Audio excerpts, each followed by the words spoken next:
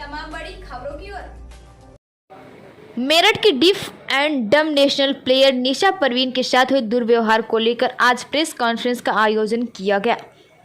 मेरठ की रहने वाली निशा परवीन खेल चुकी हैं, कई नेशनल बैडमिंटन जीत चुकी हैं, कई मेडल। आपको बता दें, यह लड़की न बोल सकती है और न सुन सकती है, लेकिन जज्बा इतना है कि अपने देश के लिए गोल्ड मेडल लाने का सपना पूरा करना चाहती है।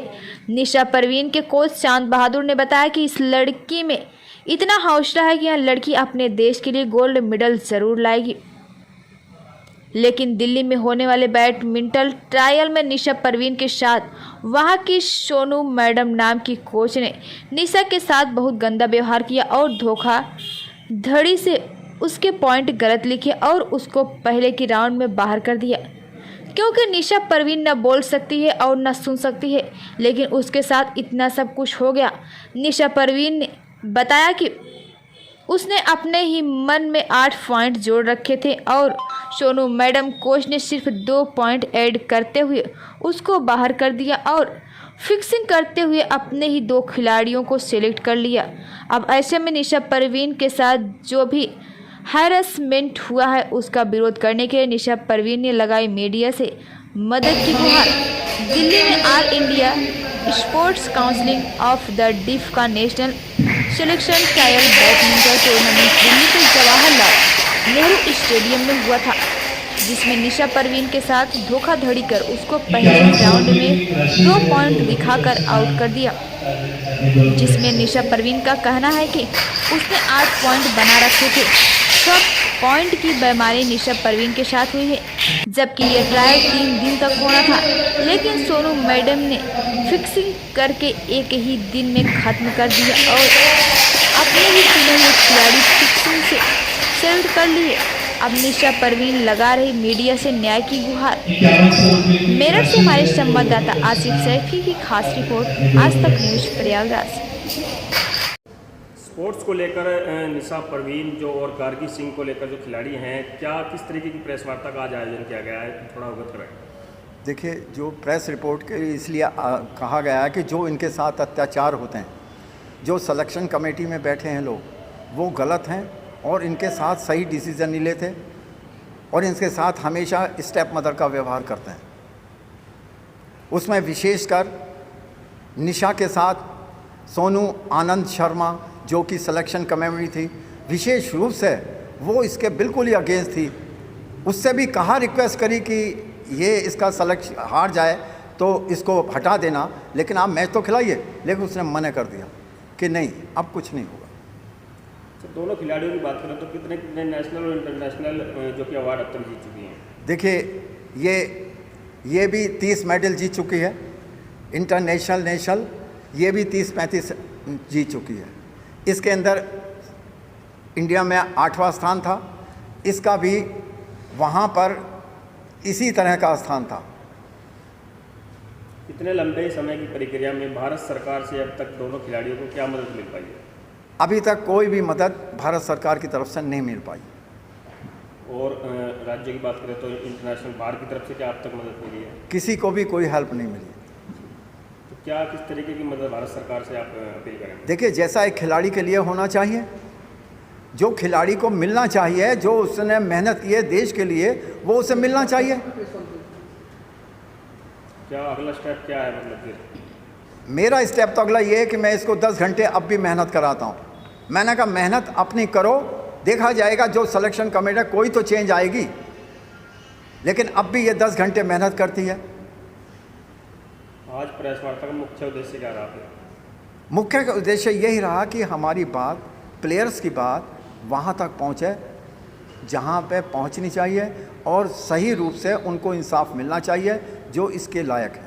तो क्या लगता है, कहाँ रुकावटें आपको लगती हैं कि जो भारत सरकार की मदद दोनों खिलाड़ियों तक नहीं पहुँच पा रही है? इसकी साथ मेन चीज़ तो यह है कि जो बीच में लोग हैं वो उस चीज़ को नहीं कर पाते। दिल्ली में होने वाले टूर्नामेंट में अभी निशा परवीन के साथ जो हरेसमेंट हुआ था, वो किस विषय में हुआ था, किस चीज़ को लेके हुआ? निशा परवीन को इसी बेस के ऊपर हुआ था कि उसको एक मैच खिलाया गया और बाकी दो मैच बिना खिलाए हुए उसके नंबर लिख के उसको आउट कर दिया गया। इसको शॉर्ट में ऐसे कह सकते हैं कि ये लोग पहले ही डिसाइड करके आते हैं that these are the players जिन्हें हमें सिलेक्ट करना है। वहाँ जो हो बोल सकते हैं कि फिक्सिंग हो चुकी है। फिक्सिंग होती है Yes, सर, ये तो किसके द्वारा फिक्सिंग हुई है? जो एसोसिएशन के लोग हमारा ट्रायल लेने आए हैं उनके थ्रू होती है। मेन चीज़ क्या होती है, और एक दे आर के पास नॉट ओनली इन्वॉल्व, नीचे से लेके ऊपर तक एवरीवन इज इन्वॉल्व, जो मैंने अपनी लाइफ में एक्सपीरियंस किया। उस लड़की के साथ अगले साल जो पैरालंपिक्स होने वाले हैं उसके सिलेक्शन प्रक्रिया में जो गलत काम हुआ है, जो डिस्क्रिमिनेशन हुआ है, शायद वो वक्त आ गया है कि हम वो सब चीज़ें दुनिया के सामने रखते हैं। तो सबसे पहले हम चांद सर से ही बात करना चाहेंगे और वो आपको बताना चाहेंगे कि इस लड़की ने कितनी मेहनत से अपने आप को यहाँ तक पहुँचाया, कि क्या क्या हुआ और क्या होना चाहिए था। और लास्ट में हम लोग गार्गी सिंह से बात करेंगे, एक और सर की स्टूडेंट जिसने इंडिया को रिप्रेजेंट करा और क्यों उन्होंने बन चुकी इस गेम का और क्या सब कुछ हुआ उससे। पहले सर से बात करते हैं।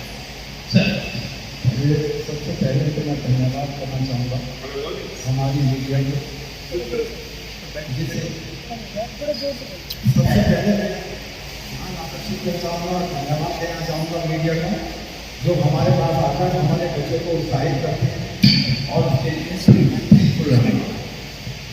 मैं 26 तारीख को निशा के साथ वर्ल्ड चैंपियनशिप के लिए और ओलंपिक सिलेक्शन के लिए दिल्ली 11 तारीख। निशा परवीन। निशा परवीन जी, क्या प्रॉब्लम हुई थी आपके साथ अभी दिल्ली टूर्नामेंट को लेकर?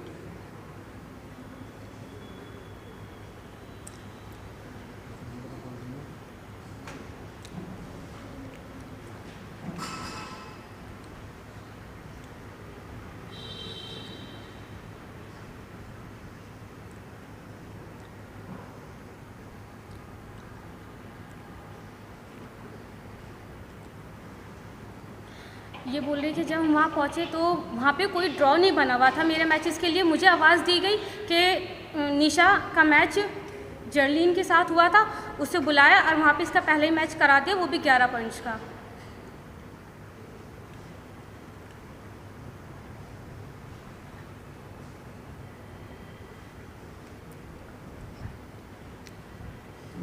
फिर उसमें भी वो पॉइंट्स गलत लिखे गए। मैंने उनसे बोला कि मेरे पॉइंट्स ये गलत लिख रहे हैं आप लोग, कि मेरे कम ज़्यादा हैं, आपने कम लिखे हैं।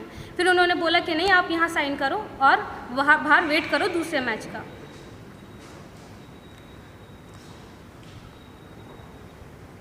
क्योंकि मैं बाहर धूप में बैठी हुई बहुत देर तक वेट करती रही, मुझे नहीं बुलाया। फिर बुलाया भी बहुत देर बाद, तो मैं गई अंदर, मेरे से जो साइन करा रखे थे वहाँ 2 मैच और दिखा दिए कि मैं हार चुकी हूँ मैच भी बिना खेले।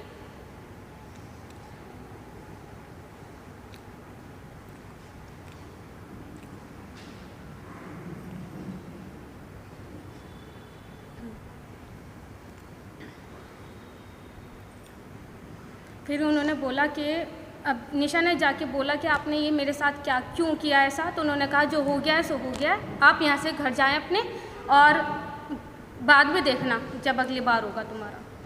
ये बोल के इसे बाहर भेज दिया वहाँ से। फिर निशा बाहर आई मम्मी पापा के पास, इन्हें बताया, कोच को बताया कि मेरे साथ ऐसे हुआ। फिर इन सब ने जाके अंदर बात की उनसे।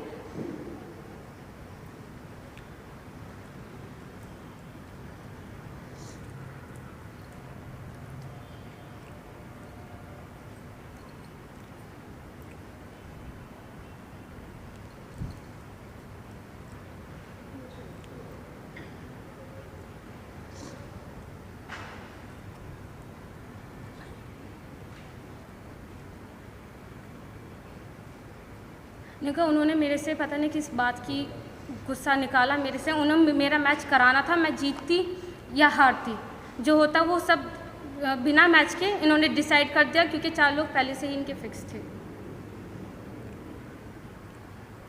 अब मैंने उनसे बोला कि आप क्यों कर रहे हैं मेरे साथ ऐसा। तो उन्होंने कहा कि नहीं, हम तुम्हें निकाल देंगे अगर आप ज़्यादा बोलोगे तो। पहले ही फिक्सिंग हो चुकी थी? हाँ। जी, पहले अपने दोनों प्लेयर चॉइस करे? यस। मैंने वहाँ पर जो सिलेक्शन कमेटी में थे, जो बोलते थे और सुनते थे, मैंने उनसे कहा कि ये पिक्चर आपने कैसे डाली, कहना 4 सीटेड प्लेयर थे उनके साथ खिला दिया। मैंने कहा ऐसे तो नहीं फिक्स पड़ती, ये आपने गलत किया है। सर इट इज़ तो नॉट द फर्स्ट और टाइम। मैंने उनसे ये रिक्वेस्ट करी कि मैंने कहा एक बार इसे खिलाइए तो सही, जो सेलेक्ट